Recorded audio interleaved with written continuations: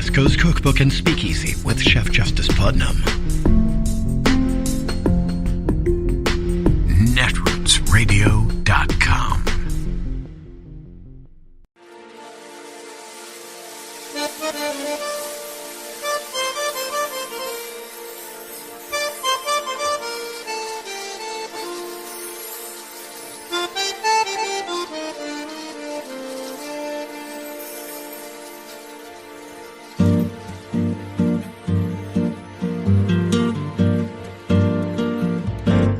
Je voudrais du soleil vert, des dentelles et des théières, des photos de bord de mer, dans mon jardin d'hiver. Je voudrais de la lumière, comme en Nouvelle-Angleterre. Je veux changer d'atmosphère, dans mon jardin d'hiver. Ma fleur sous la pluie de novembre, tes mains qui courent, je n'en peux plus de t'attendre. Les années passent, il est loin, là je tombe. Nul ne peut nous entendre. Je voudrais du Fred Astaire, revoir un latte. Well, on this, the 469th day since the attack on the Capitol by a violent Trump mob, I read a tweet that stopped me in my Twitter tracks. And now it's the kind of tweet that I feel like I've read maybe hundreds of times since the attack on the Capitol. And I didn't check, but it feels like I've read a version of this kind of tweet before from the very author of this tweet. But today, for some reason, for some accumulation of reasons, the tweet shocked me. It shocked me because it should not be true. It should not be close to true. It should not be something that reasonable people say. The tweet was from my friend Rob Reiner, actor, writer, director, who is passionate in all things, including Twitter. And today, Rob Reiner wrote, "It couldn't be more simple. A vote for Republicans is a vote to destroy democracy." Now, that looked too simple. So few words could not possibly convey something profoundly important and true about a country of 330 million people with politics as complex as ours, right? That couldn't do that in a tweet that size. The road to good writing is rewriting, and that's mostly cutting the excess. The fewest words possible deliver the largest impact. And in this tweet, Rob Reiner has cut the idea down to its very essence. And I didn't reread the tweet so much as just stare at it, because the eye takes in all of the words at once. I stared at it not because I agree with it. I stared at it because I want that tweet to not be true. Stared at it hoping I could figure out a way to argue it's not true. It is a tweet that does not stand the test of time. A vote for Republicans is a vote to destroy democracy. That statement does not stand the test of time if we look backward. When this country was finally trying to extend voting rights to Black Americans in the 1960s, there were some Republicans who were stronger champions of voting rights than some Democrats. Stronger champions of democracy, that is. The Voting Rights Act was reauthorized in 2006 with a 98-0 vote in the Senate, including Mitch McConnell's vote, and signed by George W. Bush. No one could have said then a vote for Republicans is a vote to destroy democracy, and no one said it. No one was saying in 2016, when Donald Trump was running for president, that a vote for Republicans is a vote to destroy democracy. It is only since the last presidential election in 2020 that the evidence began to mount and continued to mount and continues to mount to this day. The evidence that could allow Rob Reiner to say today, a vote for Republicans is a vote to destroy democracy, and all reasonable people would have to stop and consider whether that is true. That could not be rejected out of hand by reasonable people. It is a statement that cannot just be rejected on its face, given the evidence we now have 469 days after a Republican attack on the Capitol of the United States. And it was most definitely a Republican attack on the Capitol. Thousands of Republican voters, those are all Republican voters, violently attacked the Capitol. They beat police. Republican voters tried to kill police officers. Republican voters, some of them, hoped to kill Mike Pence. And on the evidence developed by the January 6th committee so far, it is very clear that this was the outward violent expression of a conspiracy organized by a Republican president of the United States to destroy democracy. Today, Congressman Jamie Raskin, a member of the January 6th committee, said in an interview with The Guardian, quote, "This was a coup organized by the president against the vice president and against the Congress in order to overturn the 2020 presidential election. Trump was prepared to seize the presidency and likely invoke the Insurrection Act and declare martial law." Destroyed democracy. 469 days ago, after a violent Republican mob attacked the Capitol as part of a criminal conspiracy to overturn the presidential election, 8 Republican senators and 139 Republican members of the House of Representatives still stood up in their chambers and did their part to overturn the presidential election and voted to do exactly that on January 6th. A vote for Republicans is a vote to destroy democracy. If you voted for any of those 8 senators or any of those 139 House members, you voted to destroy democracy. The reason democracy was not destroyed in the last presidential election is that Republican election officials refused to destroy it. Most famously, Georgia's Republican Secretary of State, Brad Raffensperger, who took a phone call from the President of the United States trying to get him to commit a crime, and he refused to commit the crime the President asked him to commit. All I want to do is this. I just want to find 780 votes, which is one more than we have. Donald Trump tried to pressure other Republican election officials around the country, and it did not work. And so now Donald Trump and the Republican Party are trying to replace all of the Republican officials with new Republican election officials, including a new Republican Secretary of State in Georgia, who will commit any election crime Donald Trump asks them to commit. Republican candidates for the Senate and for the House and for secretaries of state and election official positions around the country are pre-pledging to commit election crimes for Donald Trump in the next presidential election. And they are counting on their pledge to destroy democracy as a winning issue for them in their elections. And so a vote for those Republicans is a vote to destroy democracy. What about Charlie Baker? Massachusetts Republican Governor Charlie Baker would not lift a finger to destroy democracy in Massachusetts, but Republican Governor Charlie Baker is not running for re-election, and he is the Republican governor in a state that is fully controlled by Democrats in every other office. And so that one elected Republican is not a danger to democracy, and I'm sure there are many others like him around the country, and they aren't in a position to destroy democracy.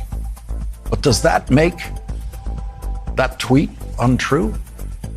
A vote for Republicans is a vote to destroy democracy? Or is the Charlie Baker Republican just a minor footnote to that tweet?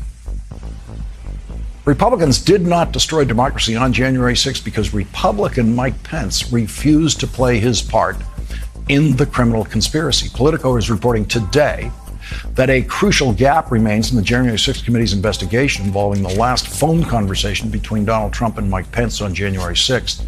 Quote, Pence aides say the former vice president was in his residence when the call came in. He then left the room and was out of earshot for 15 to 20 minutes. Those aides told the select committee that Pence never disclosed to them the contents of the conversation. More importantly, Pence's aides say he never revealed how he replied to Trump's intense last-minute pressure. Even though Mike Pence has not testified to the January 6th committee, he may have testified to Bob Woodward and Robert Costa in their book Peril. Here is that phone call in quotation marks in the book. "I'm heading to the Capitol soon," Pence told Trump. "I told you I'd sleep on it. I'd take a look with my team. We'll hear objections and evidence, but when I go to the Capitol, I'll do my job."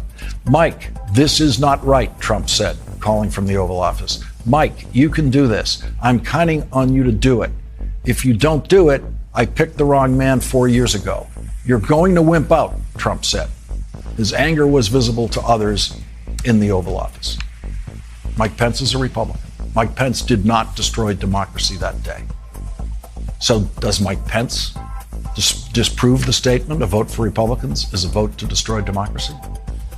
I invited comment on this today by retweeting Rob Reiner's tweet with this question: can any New York Times political reporter or anyone who claims neutrality explain why Rob's tweet is not true? And I did not get an answer. The New York Times has a new editor-in-chief taking over soon, and in a Washington Post article about that transition, former Times reporter Adam Davidson is quoted. Quote, "Adam Davidson, who worked as an economics writer for the Times between 2011 and 2016, argued that the Times promoted a kind of both-sidism by prioritizing the appearance of neutrality over a dedication to the truth. I think it's been disastrous from a coverage standpoint and from an organizational standpoint," Davidson said. "To get to the appearance of neutrality, you have to do violence to the truth, which is the opposite of what journalists should do." Here is the New York Times original mission statement, printed in its first edition in 1851. "We shall be conservative in all cases where we think conservatism essential to the public good, and we shall be radical in everything which may seem to us to require radical treatment and radical reform. We do not believe that everything in society is either exactly right or exactly wrong. What is good, we desire to preserve and improve. What is evil, to exterminate or reform." It is Thursday, 21st of April of 2022, and you are in West Coast Cookbook and Speakeasy. I am your chef de cuisine, Justice Putnam. Gunner the English Bulldog is our snoozing sous chef, and our daily special is Metro Shrimp and Grits Thursdays, a little bit of jambalaya, a little bit of spice in your life. Yeah, and there's a whole party, about 70-some million of them, who do not spice their chicken. And raisins in the potato salad. I'm sorry. Am I supposed to be apologizing for that? No, it's to be condemned. All right. Now that we got that off our chest, how are you on this Thursday? So far, we haven't been annihilated in nuclear fire. Jeez, boy, are we on the precipice of that again. And I got to tell you, we're old enough to know that no amount of diving under a desk is going to matter. I remember an old Dylan song, "I will not go down into the ground." Remember that one? Yeah, I'm going to stand up there and look fate in the eye. Yeah, you will. Okay, actually, it'll probably come up from behind. We won't even know what hit us. We can only hope. All right, now that we have that uncertainty off our chests, certain about uncertainty, that's the world we live in. Okay, well, chaos in the universe, and we put order to it so that we can deny that there is just abject chaos, and I guess it just doesn't matter. So if it just doesn't matter, I've always taken the idea that, well, okay, well, might as well do good anyway. All right, I know. We're such losers, aren't we? You want to do good. What a loser. I still keep thinking about my maggot brother telling people he doesn't like my politics. Okay, well, good. Because if you did, I'd be a Nazi, I guess. Jeez, doesn't like my politics. Yeah, representative democracy, equal protection, due process for all. Yeah, I think that people who don't like them politics says a lot more about them than it does about we, the people. Okay, You know, we did set up a system where even stupid people can vote. Yes, we did. Or, I don't know. Actually, I think the stupid people think they're the smartest people, and they want to restrict the vote to the stupid people because they simply have property. Okay, well, I guess you have to have a certain amount of native intelligence to be able to acquire property and then, I don't know, grind your iron boot in the face of everybody else. Doesn't that make you feel good? I guess so, because why else would people of a, shall we say, a lower economic bracket vote for tax breaks for Elon Musk? Because I'll tell you why, and we all know the drill.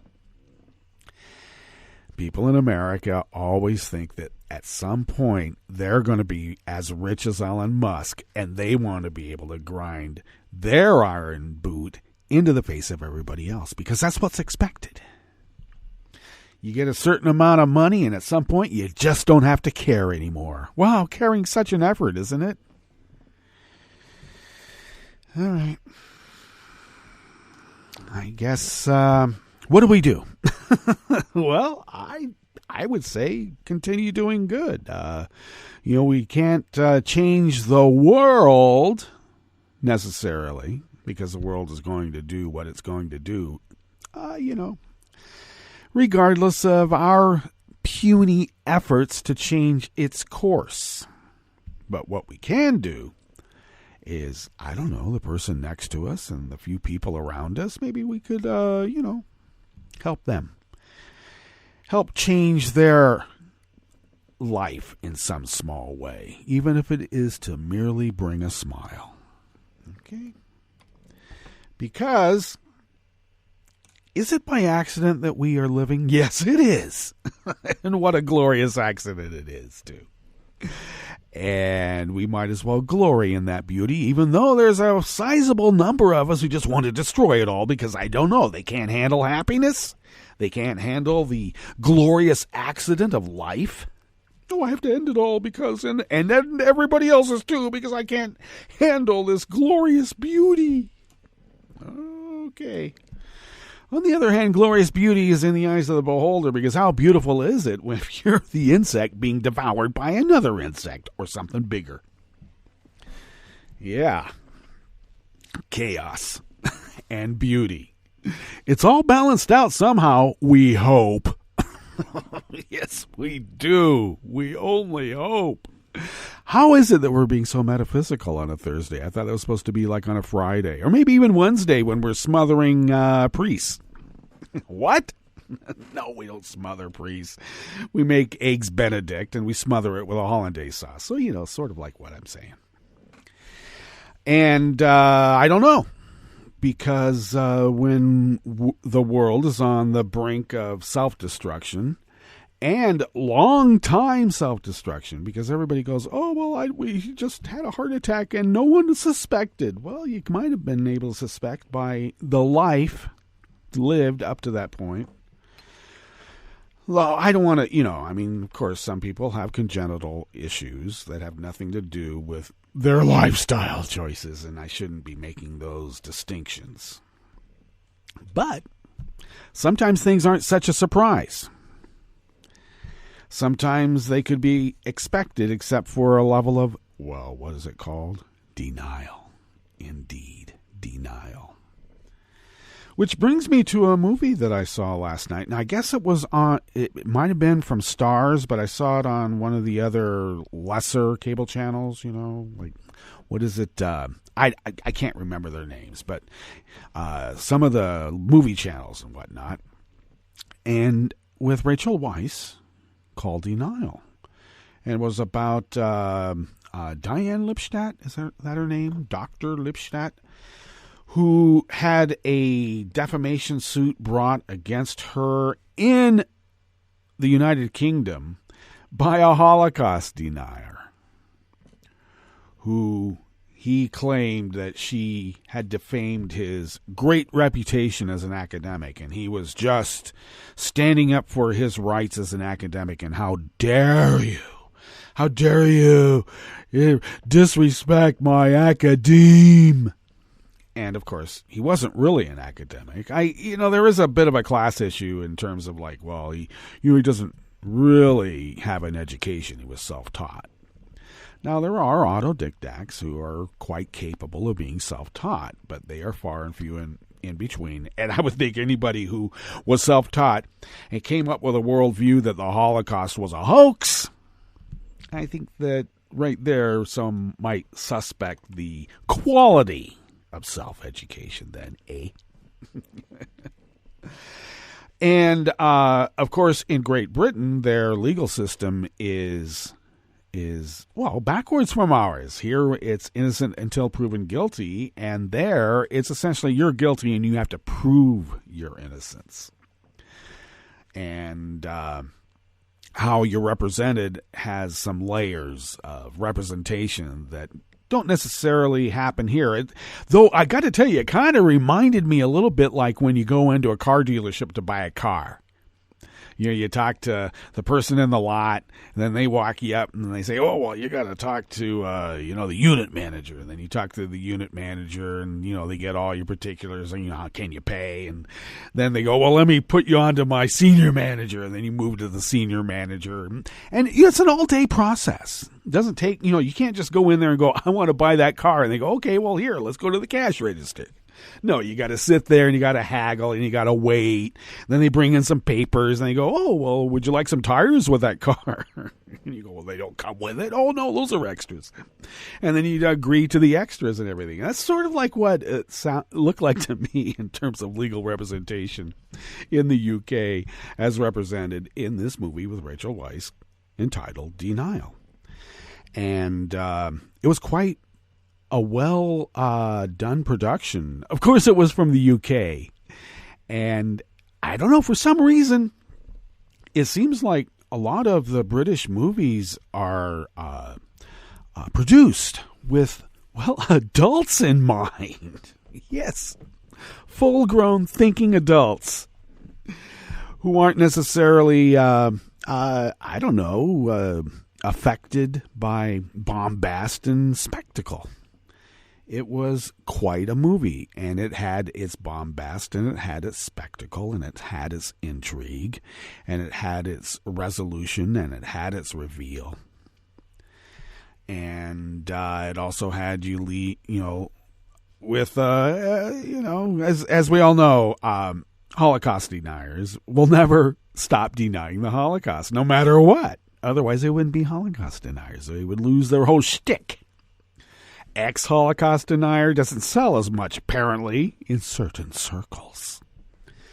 But if you do come across that movie, it's from a couple of years ago, 2019, I believe. Or I don't have it in front of me. Don't quote me on it. But the events took place in the late 90s, early 2000s.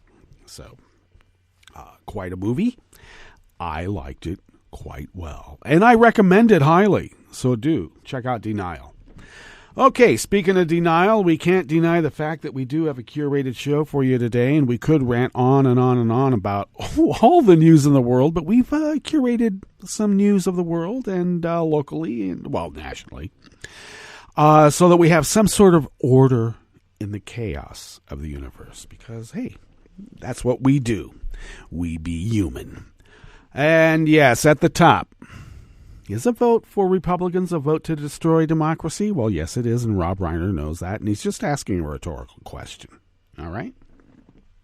On the rest of the menu, 21 people have been charged nationwide with $150 million in COVID fraud. Okay, crack down on those people. More than 50 Republicans who once joined a lawsuit claiming the House's pandemic-era proxy voting was unconstitutional have voted by proxy this year, remotely, without showing up. And shoddy record-keeping left thousands of Americans saddled with student debt that should have been automatically canceled. After the break, we move to the chef's table, where imprisoned Russian opposition leader Alexei Navalny accused French far-right presidential candidate Marine Le Pen of deep Kremlin ties. And Germany's domestic intelligence agency said that known anti-Semitic offenses are only the tip of the iceberg. All that and more on West Coast Cookbook and Speakeasy. Bon appetit.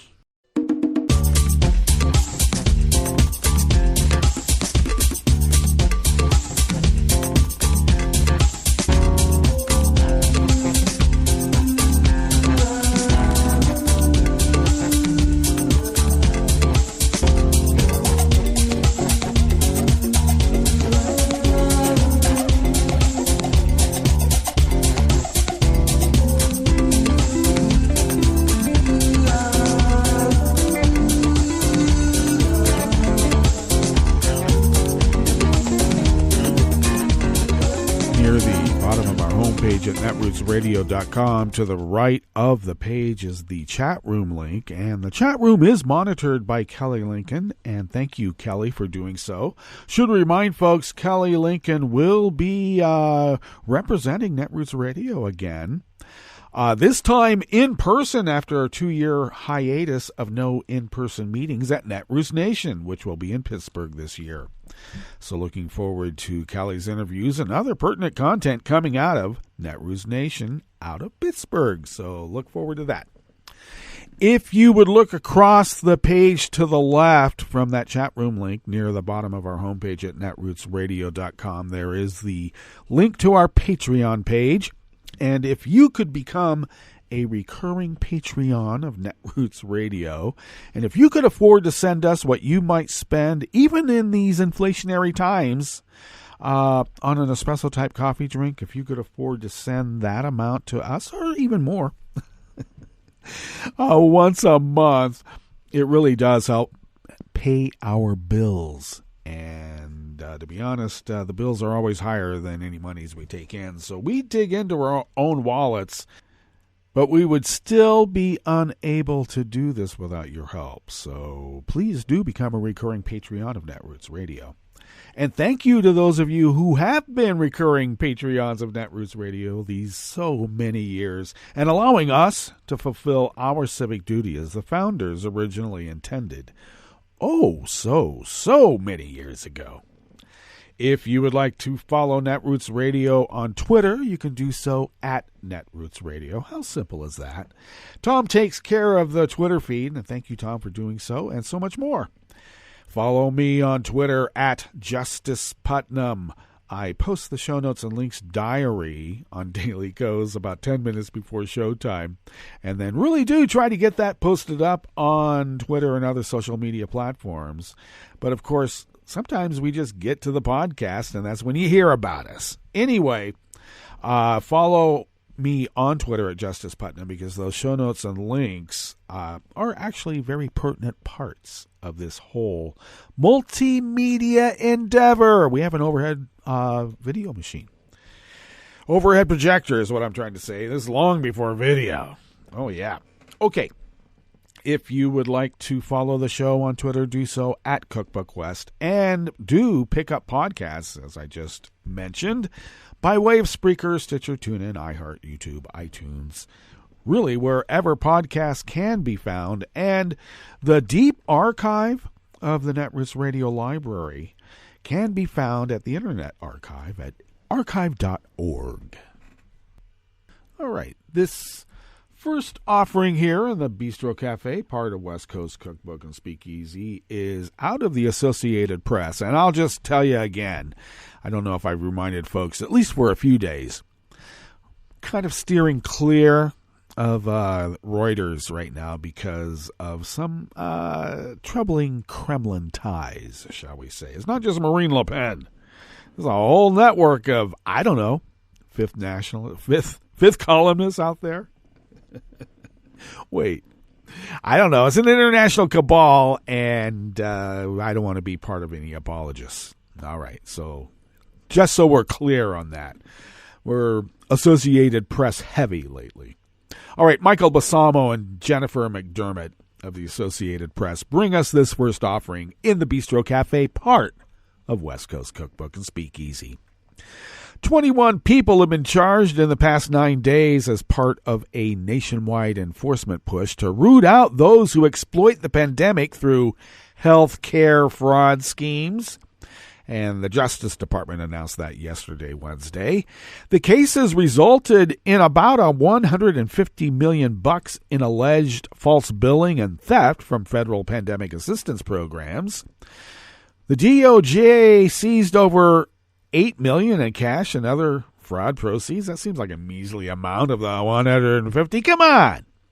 Some defendants are accused of offering COVID-19 testing to get people to provide their personal identifying information and a saliva or blood sample. That information and the samples were then allegedly used to submit fraudulent claims to Medicare for unnecessary, far more expensive tests and services. In Colorado, federal agents went through a man's trash to uncover an alleged scheme to produce and sell fake vaccination record cards. In Maryland and New York, owners of medical clinics are accused of using information from people who sought COVID testing at drive-through sites to submit fraudulent claims for lengthy office visits that never occurred. I bet those people never heard about the lengthy office visits either. Today's enforcement action sends a very clear message that we will stop at nothing to root out COVID-19 related health care fraud wherever it may be found, said Assistant Attorney General Kenneth Polite.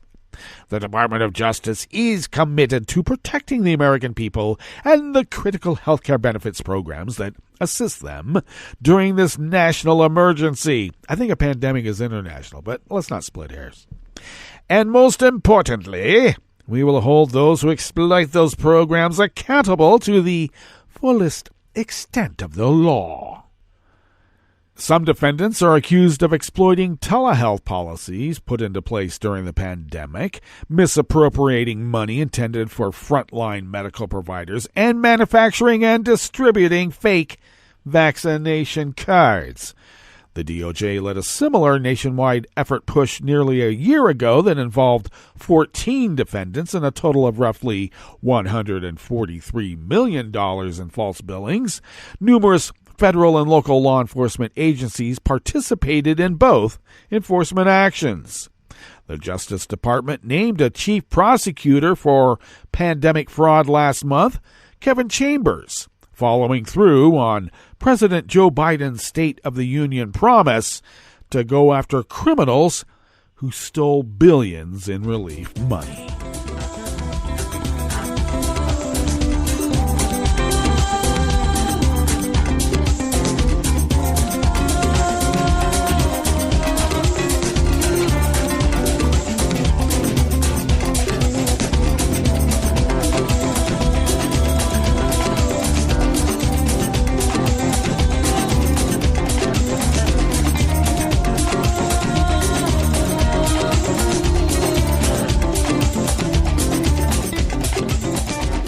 Alan Fram of the Associated Press brings us this next offering here in the Bistro Cafe of West Coast Cookbook and Speakeasy Metro Shrimp and Grist Thursdays. More than 50 Republicans who once joined a lawsuit claiming the House's pandemic-era proxy voting was unconstitutional have themselves voted by proxy this year remotely without showing up.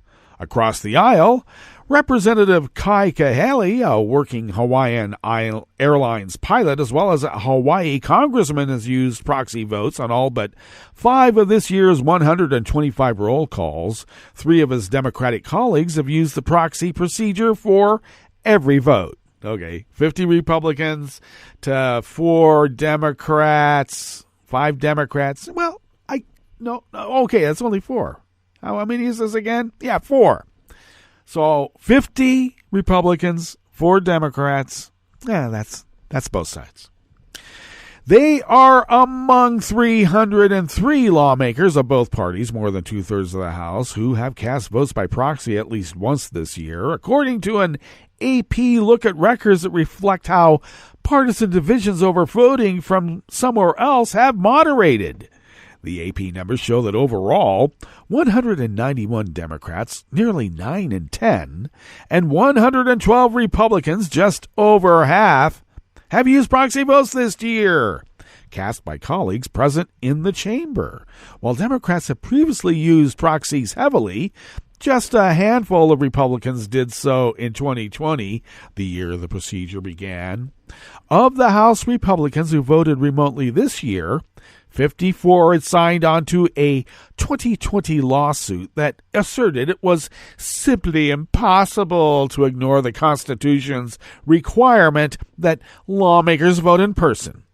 Congress, they wrote, has never before flinched from its constitutional duty to assemble at the nation's capital and conduct the people's business in times of national peril and crisis, the GOP filing stated without the obvious accent. Okay, that was manufactured. I don't know if you could tell. And they were citing the War of 1812 torching of the Capitol, the Civil War, the 1918 Spanish flu, and the September 11 terrorist attacks. So it was for more than 2 centuries until now. Well, that litigation was brought by 160 House Republicans, led by Minority Leader McCarthy. McCarthy later told colleagues that if they vote remotely, they should not be plaintiffs, and ultimately, just one remained on the suit with him, Chip Roy of Texas. The Supreme Court refused to hear the case in January without comment after it was dismissed by lower courts.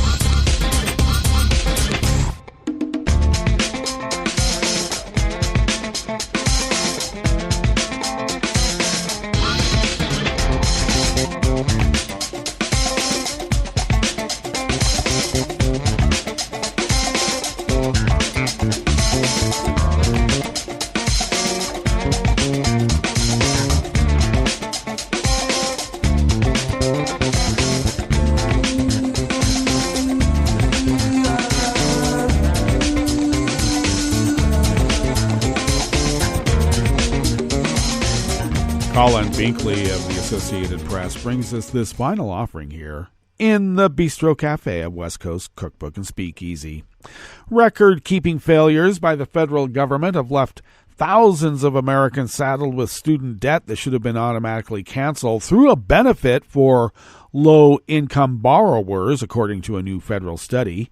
In a scathing report released yesterday, Wednesday, the Government Accountability Office faulted the Education Department for sloppy oversight of its income-driven repayment program, a collection of plans that offered reduced monthly payments and carry a promise to erase all remaining debt after 20 or 25 years of payments.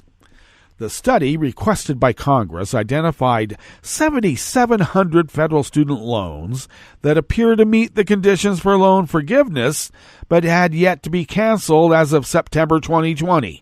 The loans were held by 3,000 borrowers and amounted to a combined $49 million. It was released a day after the Education Department announced changes to fix what it called historical failures of the program. Oh, you mean like when DeVos was working there? Those changes were expected to help some borrowers get their loans discharged more quickly. Investigators said they could not verify why the loans had not been forgiven.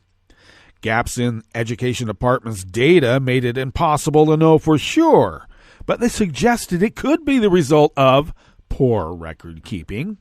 Before 2014, the report said the department failed to make sure borrowers' monthly payments were being tracked.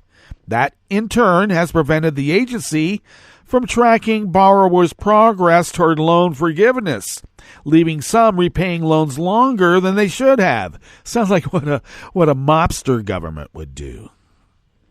So far, only 157 loans have been forgiven through income-driven plans, according to the study.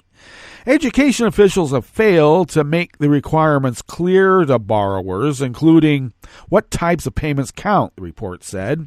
When borrowers pause their payments through the forbearance process, for example, that time generally does not count toward forgiveness, and that was not clearly explained, the GAO found. It also blamed the agency for failing to tell borrowers that they can request an update on their progress toward loan forgiveness. Created in 1994, the income-driven repayment program was meant to provide a safety net for people who struggle to repay student loans. The program now offers 5 repayment options that provide reduced monthly payments based on income and family size. The balance is supposed to automatically be forgiven after 20 or 25 years, depending on the plan. Among more than $1 trillion in student debt held by the federal government, about half is being repaid through those plans. Very interesting. All right, let's get to our break. And when we get back from that break, we will go through weather from around the world, and we will finish up with the stories that we have curated for you today. You are listening to West Coast Cookbook and Speakeasy, and we will be right back. You are listening to netrootsradio.com. Please hang up and try again.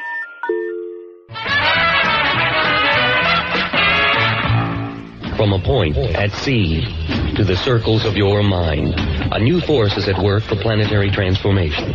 New radio for a new Earth.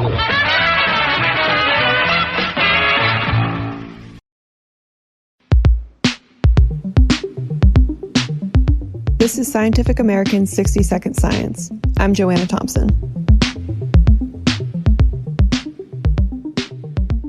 In 2018, a group of astronomers from Yale discovered something odd: 2 galaxies that had almost no dark matter. The observation caused a commotion in scientific circles because it seemed to fly in the face of everything that astrophysicists thought they knew about galaxy formation. But researchers may have just discovered the mechanism that makes these so-called dark matter deficient galaxies possible.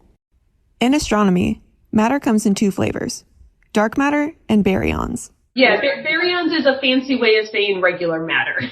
That's Betsy Adams, an astronomer at Asteron, the Netherlands Institute for Radio Astronomy, who was not involved in the research. Unlike baryonic matter, dark matter is invisible.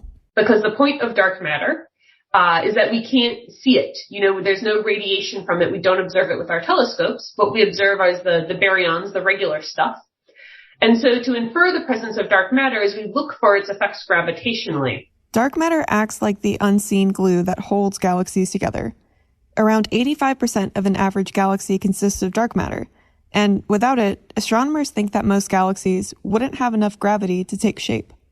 Stumbling across a galaxy without dark matter is a little like finding a hurricane with no wind. So, where the heck did the Yale astronomers' dark matterless galaxies come from? That question caught the attention of Jorge Moreno, an astronomer at Pomona College in Claremont, California. Many of us were freaking out. It's like there is a major challenge to our paradigm.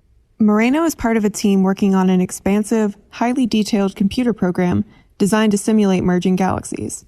This is what we call as cosmological simulation. You simulate a big chunk of the universe. You create a mini universe in your computer. The simulation he works with follows the standard model of physics, which is rich in dark matter. But not every physicist is convinced that the standard model is correct. And there was another camp of people who said, you know what, it's time to just get rid of this model. This dark matter, this idea is a nice idea, but it's not really consistent with observations. It's time to put it in the bin and think about something else. Maybe we need to modify the laws of physics or something like that. Haibo Yu, a theoretical particle physicist at the University of California, Riverside, fell into that camp.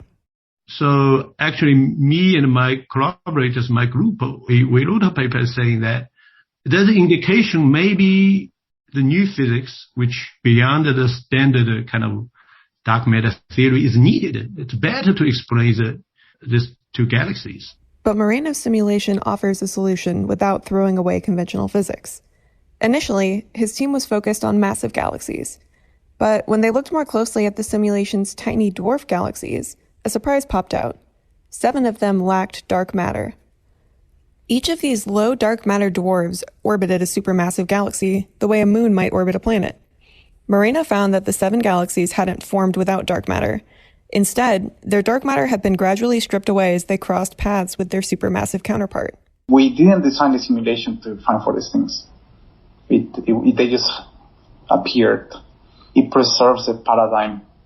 We basically say you don't need to throw away the idea of dark matter because we use a simulation with dark matter and we were able to create galaxies without it. For you, it was an exciting find. It's remarkable work, I should say. I mean, it's a great success, I would say. Congratulations to the authors. And also, their result actually do not exclude the possibility to have new physics. The next step, according to Adams of Asteron, is to verify Moreno's results with observations. And the authors of the paper did something that I very much liked, which is they made a prediction. They said, we think that up to 30% of central galaxies in this mass range should have dark matter deficient satellite galaxies. So it would be a lot of work observationally to do that, but you could then go test that. And for Moreno, the research takes on a personal dimension. I have indigenous roots, especially along the border of the U.S. and Mexico. And I have a friend, he's a professor of physics in Texas, and he's Cherokee. And he told me that the Cherokee tribe has 7 clans. So I told him, hey, can you ask the elders if they give me permission to use the names? And they said yes. He named the 7 dark matter deficient galaxies after these clans: Bird, Deer, Longhair, Paint, Wild Potato, Wolf, and Blue. The reason this resonates with me, and I think it would resonate with any person of indigenous ancestry, is because that's basically what happened to us. Like, in the process of colonization, we lost our language, we lost our traditions. Like, I don't know what my music is. I have a European name, I speak European languages, but I'm still here, and we're still here. And I feel like these galaxies were like that. They didn't assimilate, and they weren't destroyed. They confronted the Goliath, and they're still here, and they're surviving. For 60 Second Science, I'm Joanna Thompson.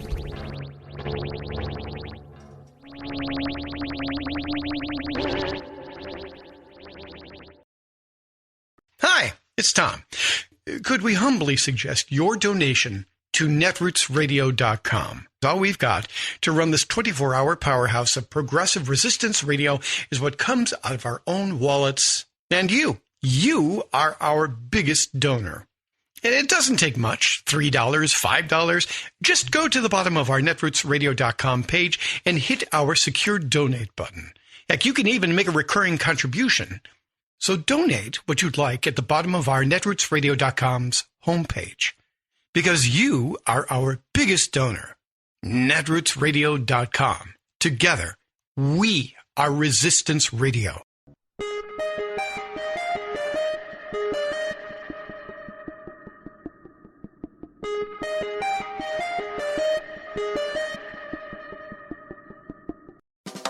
Welcome to 60 Second Civics, the daily podcast of the Center for Civic Education.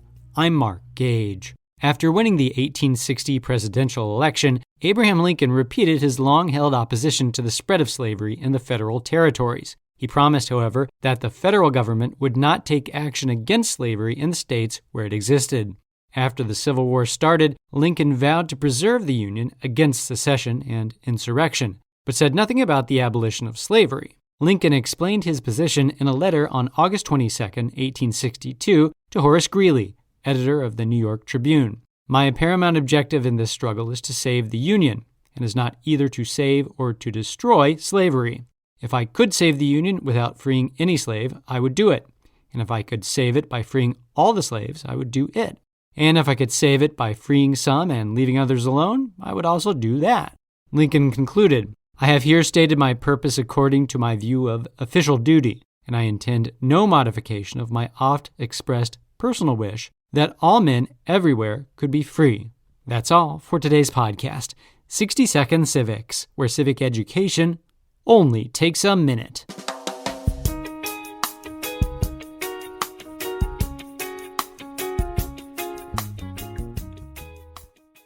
A firing squad or the electric chair? That's Richard Moore's choice. I'm Bill Newman, and this is the Civil Liberties Minute. What happened when Richard Moore entered a convenience store in Spartanburg, South Carolina in 1999 is not exactly clear. We do know for sure that he was unarmed and that he and the store clerk, James Mahoney, got into an altercation, and that the store owner kept a gun behind the counter, and that during the altercation, Moore, who himself was shot in the arm, shot the clerk who died, and then Moore grabbed a bag of money with $1,400 in it and fled. He was charged with murder, convicted, and sentenced to die. Another fact, drug companies have refused to supply drugs for executions, and so South Carolina, unable to secure lethal injection drugs, passed a law making the electric chair the state's default method of execution, with a firing squad as an alternative. In a recent court filing, Moore chose a firing squad, which calls for the condemned to be strapped to a chair, a hood put over his head, and 3 volunteer prison employees to fire their rifles at his heart. His execution date, April 29th. Moore and his lawyers contend that both the electric chair and a firing squad constitute cruel and unusual punishment. The government says both, legally, are fine. The Civil Liberties Minute is made possible by the ACLU because freedom can't protect itself. I'm Rick Smith, and this is Labor History in 2. On this day in labor history, the year was 1894. The nation was in the grips of depression. Unemployment soared. Workers' wages and hours were cut dramatically in virtually every industry. Coal miners were especially hard hit. At a meeting in Columbus, Ohio, the United Mine Workers of America called for a nationwide strike. Even though the union had only about 20,000 official members, more than 6 times that many walked off the job. The strike stretched from Washington State to Alabama to the Appalachian coal fields. Violent skirmishes broke out when scab workers attempted to enter the mines and replace the striking miners. One such example occurred near Uniontown, Pennsylvania, where armed guards killed 5 striking workers and wounded 8 more. In 5 states, the militia was called out due to the unrest. Where the strikers were not able to turn away the scab labor, they employed a different tactic. They attempted to stop the delivery of the mined coal.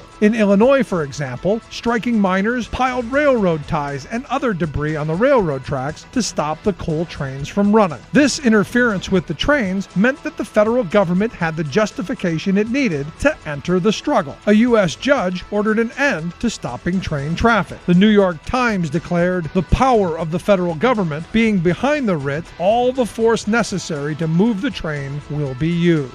The strike stretched on for weeks, but in the end, the strikers could not combat the coal mine owners, local militias, hired security, and scab labor. The strike was broken. The United Mine Workers faced a severe setback to their organizing that was not overcome for more than 2 decades. Labor History in 2 brought to you by the Illinois Labor History Society and The Rick Smith Show. For more information, go to laborhistoryin2.com. Like us on Facebook and follow us on the Twitters at Labor History in 2.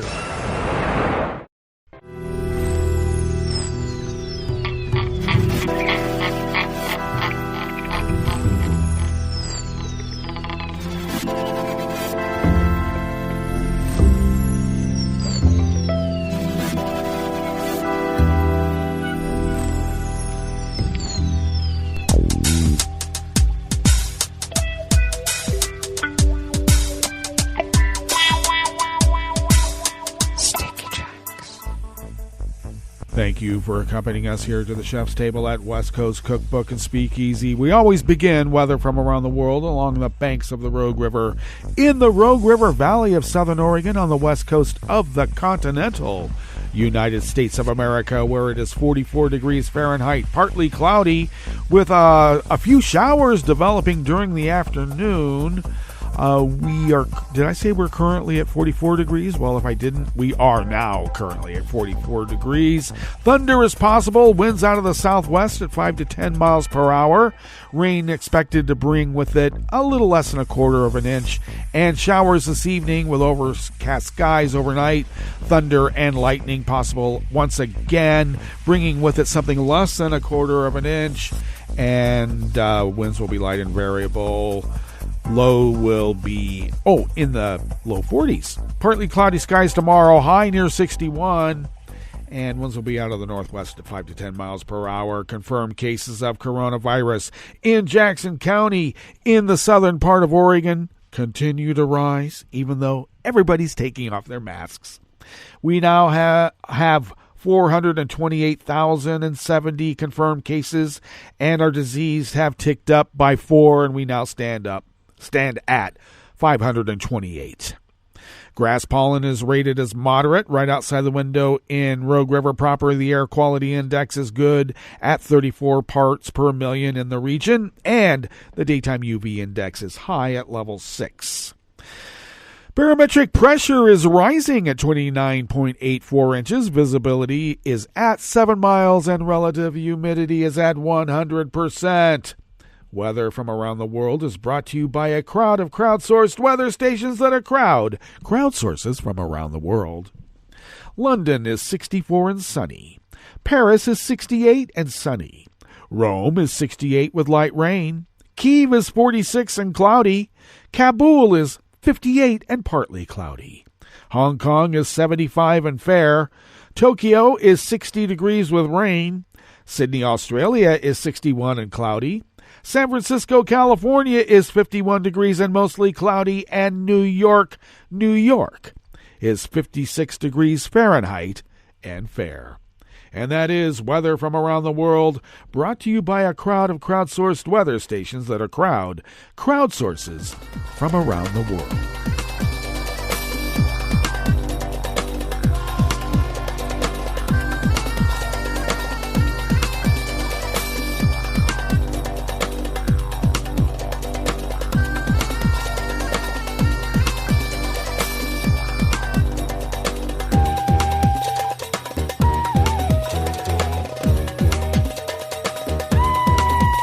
Ellen Ganley of the AP brings us this first amuse-bouche here at the chef's table at West Coast Cookbook and Speakeasy. Imprisoned Russian opposition leader Alexei Navalny stepped abruptly into France's tight presidential campaign, urging voters to back incumbent Macron and alleged that far-right challenger Marine Le Pen is too closely linked to Russia.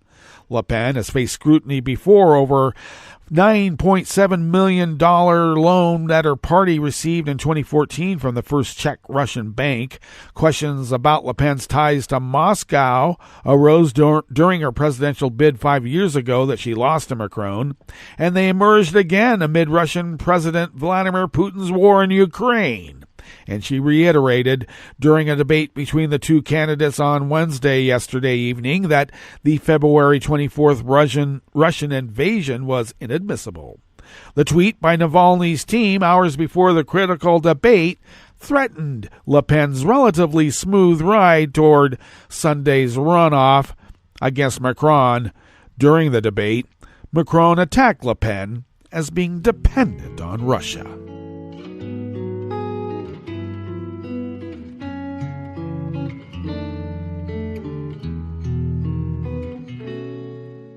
Je te donne ce mon amour pour la vie entière, la promesse de me trouver à tes genoux. Aussitôt que tu m'appelles, rester toujours fidèle, c'est tout, c'est tout. Je te donne tous mes printemps, mes étés de mer, mes automnes quand les feuilles tombent partout. Si ce n'est pas une bonne affaire, je te donne tous mes hivers. AP staff bring us this final amuse-bouche here at the chef's table at West Coast Cookbook and Speakeasy. Metro Shrimp and Grits Thursdays. Germany's domestic intel agency said that anti-Semitic offenses are continuing to rise, and those that come to light are only the tip of the iceberg. The head of the agency, Thomas Haldenwang, said it is alarming that anti-Semitic narratives are sometimes embraced by people in the middle of German society, serving as a link between social discourse and extremist ideologies.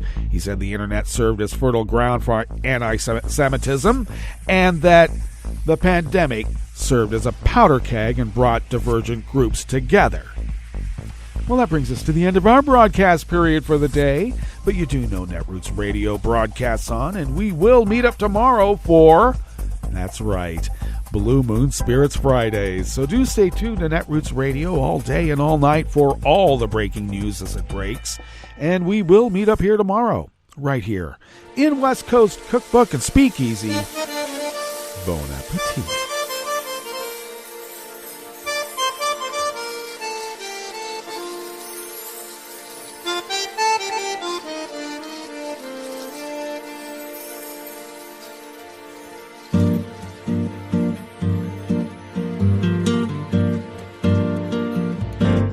Je voudrais du soleil vert, des dentelles et des théières, des photos de bord de mer, dans mon jardin d'hiver. Je voudrais de la lumière, comme en Nouvelle-Angleterre. Je veux changer d'atmosphère, dans mon jardin d'hiver. À fleurs sous la pluie de novembre, tes mains qui courent, je n'en peux plus de t'attendre. Les années passent, qu'il est loin, là je tombe. Nul ne peut nous entendre. Je voudrais du Fred Astaire, revoir un latte Goer. Je voudrais toujours te plaire dans mon jardin d'hiver.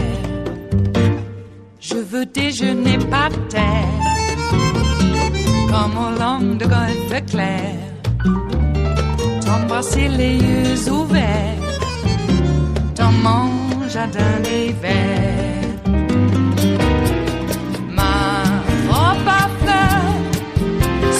Pluie de novembre, tes mains qui courent, je n'en peux plus de t'attendre.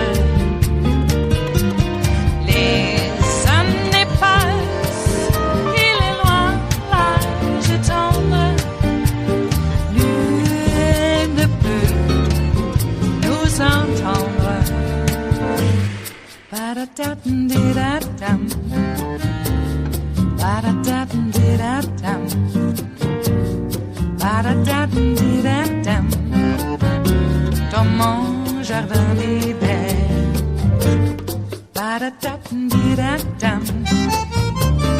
Ba-da-da-dum-di-da-dum. Ba-da-da-dum-di-da-dum. Dans mon jardin d'hiver. Dans mon jardin d'hiver. Dans mon jardin d'hiver.